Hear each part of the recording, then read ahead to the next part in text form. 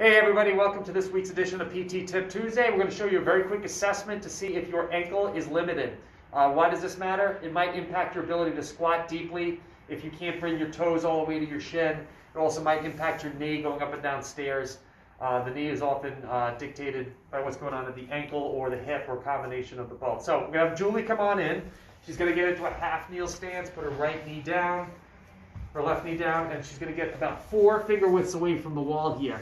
Keeping her heel on the ground, she's going to try to drive her knee forward and see if she can touch the wall with her knee without her heel coming off the ground. In this case, she can. She's got plenty of mobility in that dorsiflexion position. From the front position, Julie, just turn around.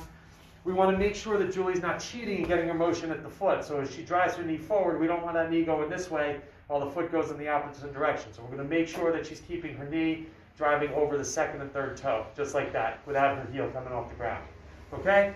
Real quick assessment, if you are limited there, the intervention can be the test. So just get up against the wall, keep working yourself forward through repetitions until you can get that knee closer to the wall.